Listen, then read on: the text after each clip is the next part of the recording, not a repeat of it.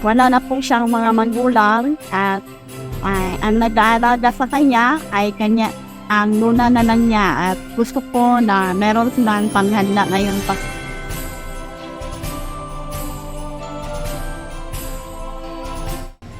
Salamat po sa Person Life, sa pamasko na binibigay ninyo.